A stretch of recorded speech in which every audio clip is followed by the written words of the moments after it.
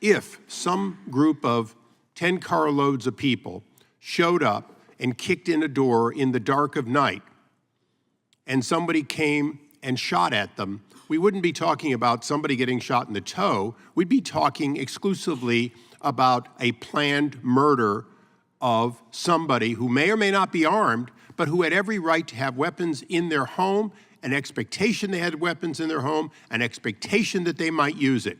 All of that, you don't have to be ATF to know. I will say that I have been surprised to hear my Republican colleagues expressing concern about law enforcement shooting, lack of body camera footage, and no-knock warrants. I'm surprised because I and many of my Democratic colleagues have pushed for law enforcement accountability for years, and Republicans have mocked us and fought against us at every step. I'm surprised because 2023 set another record for law enforcement killings in this country. Police have killed an average of 3 people per day. Police disproportionately kill Black people, and there have only been 9 days this year where police didn't kill someone. Yet Republicans have refused to hold hearings about any of those deaths. And my question is, where have you been?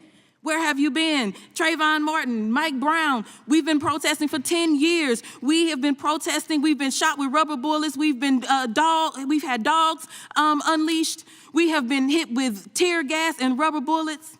George Floyd, we were out there for 3 months. Mike Brown, we were out there for 400 days. Where were you? Why didn't you care then? Because they're Black?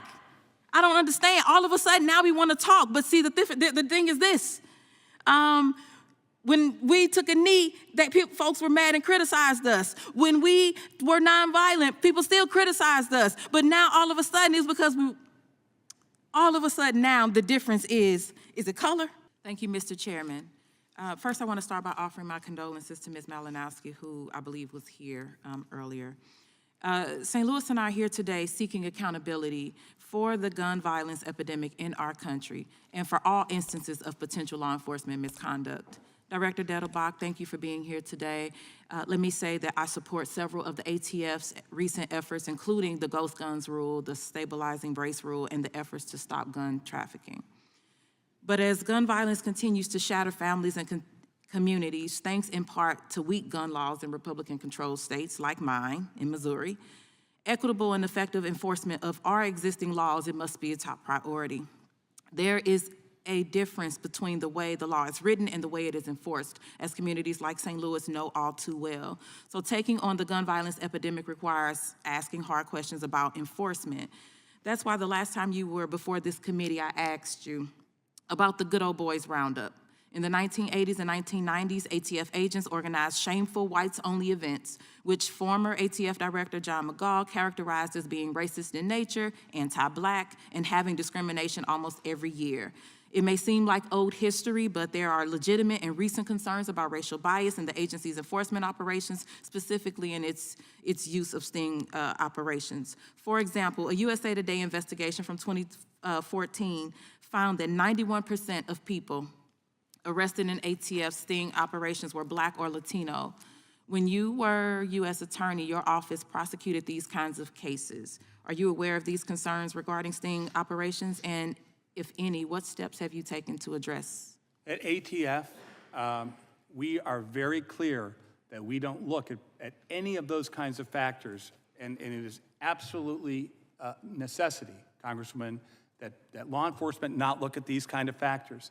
And I would say there were comments that were made earlier that I thought somebody was perhaps implying that because somebody's wealthy or lives in a nice neighborhood, that they should be treated differently than other people.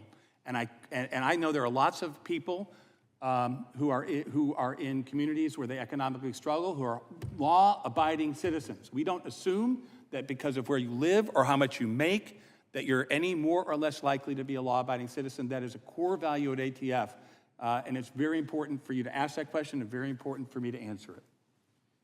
Thank you. And I will say that sometimes looking at it, we get to what you just said, though, looking at it and seeing that we do understand that folks in marginalized communities are often over-criminalized or criminalized, period, is an issue that we must also address and fight to. I think you kind of started to allude to that. And so, thank you. These questions are essential because in order for the ATF to be effective today, it needs to fix the problems of yesterday, including its troubled history of racist behavior and enforcement. But my concern about enforcement does not extend only to questions of racism. There needs to be accountability for all instances of potential misconduct by ATF agents. And that's why I do support my Republican colleagues' efforts to get more information from federal and local law enforcement about the death of Brian Malinowski. I know there is evidence that Mr. Malinowski fired first on the agents, but the circumstances warrant more information about what happened that day. But I say this because my solidarity, I want to be clear, my solidarity and my pursuit for accountability, my pursuit of accountability are not conditional. I ask them for the record that their solidarity is not conditional, that they are willing to support oversight and accountability for all deaths by law enforcement officers, regardless of race, ethnicity, faith, location, or anything else, that they will vote for real policy solutions that prevent police brutality and fund programs that keep our communities safe, including gun violence. And yes, I went over because someone else went over too. I just want to hear that come from my Republican colleagues. The time of the gentlelady. We care about police brutality that affects every person. Thank you. The time of the gentlelady has expired. The gentleman from Wisconsin is recognized.